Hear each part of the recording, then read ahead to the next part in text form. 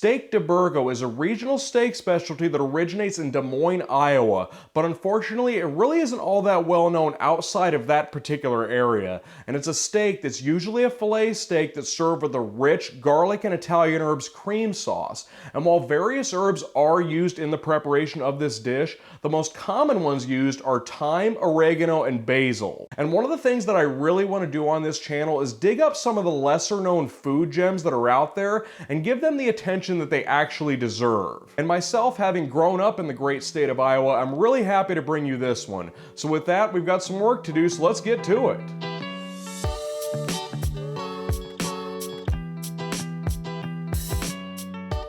So as I mentioned in the intro, the most common steak used to make Steak De Burgo is a filet steak. But as we all know, those can be a bit on the pricey side. So I'm actually going to be using a top sirloin today. And when shopping for these things, I would look for ones that are on the thicker side. In fact, I wouldn't take anything that's less than an inch thick, because when you're cooking thinner steaks, it's hard to get a good sear on the outside of the steak while preserving the doneness that you want on the inside. I'm going for medium rare, so that's a lot harder to do with a thinner steak than it is with a thicker steak. And all I've done with the steak is liberally season it with salt and pepper. It is a thicker steak, so it does require more salt. And we are going to be making the side dishes first, so the salt's going to have a chance to dig into the interior of the meat. And when we actually go to cook the steak, the sauce is going to be made in the same pan that the steak was cooked in. And that process goes fairly quickly, so it's good to have the side dishes ready to go prior to starting the steak. So the first side dish today is going to be roasted garlic mashed potatoes. And for that we need to roast some garlic.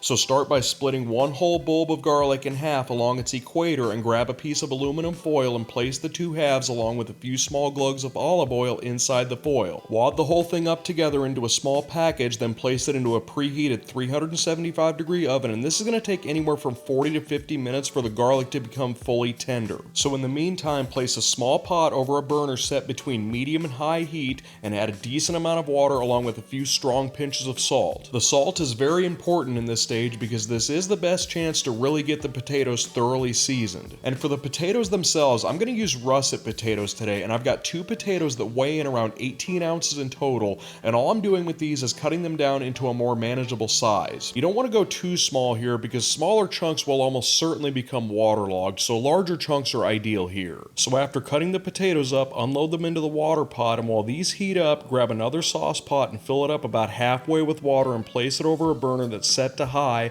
and add a strong pinch of salt to this one as well. And this pot's going to be used to cook green beans, but checking back in on the potatoes, you don't want them to be at a raging boil. A gentle simmer like this will cook them evenly throughout, preventing waterlogging, and they also won't fall apart. And the garlic's been in the oven now for about 40 minutes, so I'll go ahead and take it out and see what it looks like. This one actually came out a little overcooked. Usually I roast multiple bulbs at one time, so for one bulb, maybe 325 or so would work a little bit better. You want them to be tender and mashable, and these are actually starting to crisp up, but they'll still be good. And back over at the potato pot, you can see the edges beginning to slightly peel away from the inner flesh, and they can be easily pierced with a fork, so these are done and they can be pulled off the burner and strained out. And during the time I was doing this, the green bean pot also reached a boil, so I'll go ahead and toss in a small handful of green beans. And a little bit of a pro tip when it comes to mashed potatoes, we want to get rid of as much excess water as we can, so I'm going to unload them onto a small sheet tray and dry them out in a low temperature oven for a few minutes. And I usually set the oven around 250 degrees for this, but anywhere between 225 and 275 will do the job. And turning our attention back to the green beans, these only take about 5 minutes to cook and become tender, so we can strain these out as well and set them aside for the moment. And in the same pot the potatoes were cooked in, combine a half a cup of heavy cream with 3 tablespoons of butter, another pinch of salt,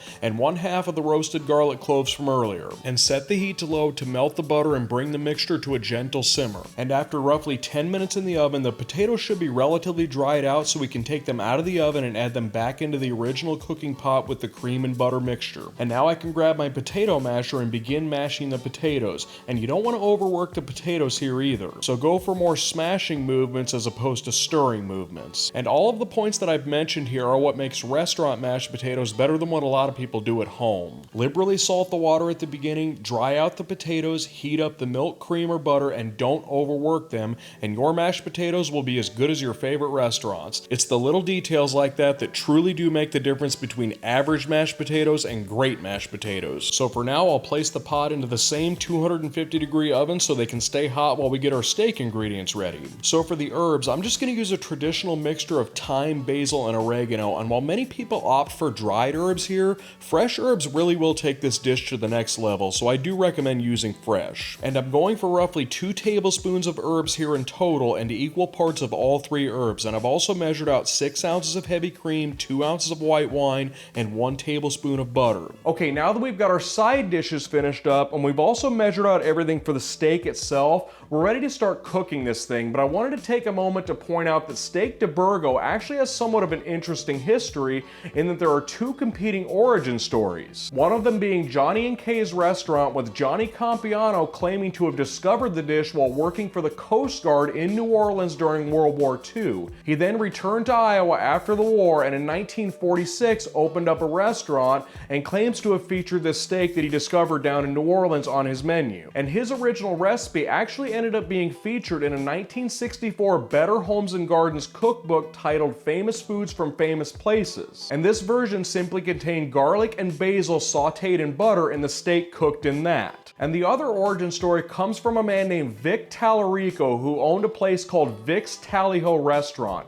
And he claimed to have had this steak on his menu going back to the 1930s prior to the war starting. And with much of this being almost a century ago at this point and both of these men long gone, the likelihood of us actually figuring out the true origin of this dish isn't very high. So honestly, take whatever side you want on this. I'm just happy that somebody brought this dish to the forefront so we could all enjoy it now. Okay, for the steak, start by placing a saute pan over high heat, add a small amount of any high smoke point oil, and when that heats up, gently place the steak into the center of the pan. And after a minute or two, the first side should be well seared off so we can flip it over to sear the other side. And this is usually the part where chefs like to overemphasize not touching the steak, and while it is true that it takes time to properly brown, it's not the end of the world if you do fidget with it. It's not like it's going to stop the browning reaction from happening. So with both sides seared off, now I've got another pan ready for the steak to be loaded onto to finish cooking the steak's interior in the oven. So into the oven we go, and we can get our sauce ready back in the original pan. So for that, drop the heat to low and start with 1 tablespoon of butter, and to that add 1/2 of a diced shallot along with 2 to 3 minced garlic cloves. Stir these around while they soften to prevent them from burning, and when they reach the point of becoming tender and translucent, work in 2 ounces of white wine. And this is going to deglaze the bottom of the pan, and you want to start breaking loose some of the brown bits that are stuck there with your tongs.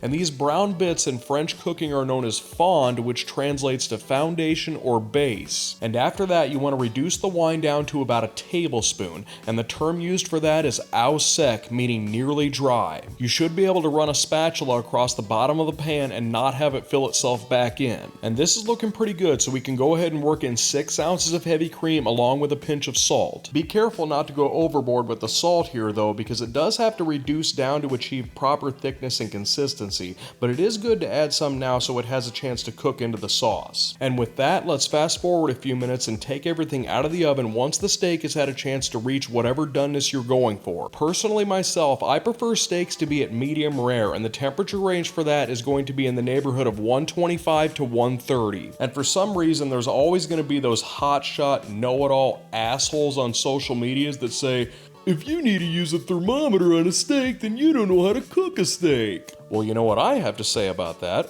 Fuck those people. Steaks are expensive and you want to make sure you get this thing right, so use a thermometer. Okay, now that I've got that off my chest, when the sauce becomes thick enough to coat the back of a spoon and cling to food, toss in a tablespoon of butter along with the chopped herbs. And by the way, the industry term for this consistency is known as nappe, so stir everything in to melt the butter and make any final seasoning adjustments, and after that we can get everything plated up. So with my plate set up on the opposite side of the kitchen, I'm going to start things off with a little bit of the sauce. And there are a few schools of thought when it comes to plating sauces, and I'm kind of in the camp of not covering up a well-seared steak. And speaking of the steak, I've sliced it in half and I'll kind of neatly arrange the two halves over the top of the sauce. And I'll follow the steak up with a hefty serving of mashed potatoes nestled into the center of the plate. And finally, on the opposite side of the steak, I'll place down my green beans. And while I'm at it, why not a little bit more sauce over the potatoes and maybe a little bit on the steak as well. Enough to make the sauce a little bit more visible, but not enough to cover up the steak completely. So there you have it, Steak De Burgo, a local favorite from my home state of Iowa. And that's the end of the video, so as always, thanks for tuning in and we'll see you next time.